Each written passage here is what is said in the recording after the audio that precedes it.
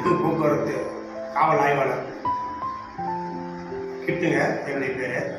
இந்த மாதிரி சாலை பாதுகாப்பு வாரம் சேலம் மாநகரத்தில் நடந்துட்டு இருக்குது. நாங்கள் இதை சிறப்பாக செஞ்சிட்ருக்கிறோம். எங்களுடைய உயர் அதிகாரிகள் ஐயாவுடைய உத்தரவின் பேரில் நாங்கள் ஒவ்வொரு நாளும் சேலம் மாநகரம் முழுவதும் பொதுமக்களுக்கும் கல்லூரி மாணவர்கள் பள்ளி குழந்தைகள் அனைவருக்கும் அவர்களுடைய பாதுகாப்பை கருதி எதுவும் விபத்து ஏற்படாத வண்ணம் அவங்க பத்திரமா ஒவ்வொரு நாளும் வீட்டிலேருந்து வந்துட்டு பத்திரமா வீட்டுக்கு போகிறத பற்றியும் நாங்கள் தெளிவாக இருக்கிறவங்க சொல்கிறோம். எப்படின்னா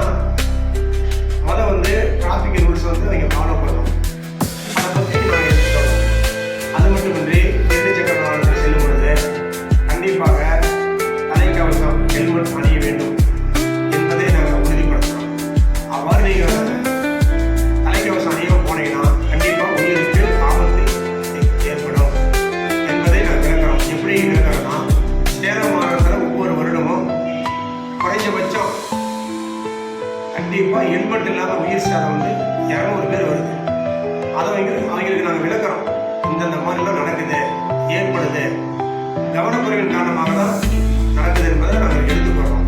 அதனால் கண்டிப்பாக இரண்டு சக்கர வாகனம் செல்லும்போது ஹெல்மெட் அணிந்து செல்ல வேண்டும் அப்படின்றதை உறுதிப்படுத்துகிறோம். அதேமாதிரி செல்போன் பேசிட்டு போகிறது, மது எடுத்து வாகனம் ஓட்டுறது, ஓவர் ஸ்பீடு, ரேஸ் டிரைவிங் இதெல்லாம் பண்ணக்கூடாது அப்படிங்கிறதையும் நாங்கள் எடுத்து சொல்கிறோம். கண்டிப்பாக அது ரேஸுக்குனால தான் வாகனம் ஓட்டுறோம், அப்பா அம்மா சொல்கிறதை கேட்குறோம், அதேமாரி நாங்கள் சொல்கிறதையும் பின்பற்றுறோம் அப்படிங்கிறத எடுத்துக்கொள்கிறோம். ஓட்டுநர் உரிமை இல்லாமல் வண்டி ஓட்டுவது தண்டனைக்குரிய செயல். அவங்கள மட்டும் இல்லை, உங்களுடைய ஃபாதர் மதர் அப்பாவை பாதிக்கும் அப்படிங்கிறதையும் நாங்கள் அவங்களுக்கு நல்லா எடுத்துக்கொள்கிறோம், புரிஞ்சுக்கிற அளவுக்கு நாங்கள் சொல்கிறோம். அதனால் ஒரு பாதுகாப்பான வாழ்க்கையை தேடி போகணும், விபத்தில்லா வாழ்க்கையை உண்டு பண்ணணும். அதே மாதிரி சேலம் மாநகரத்தில்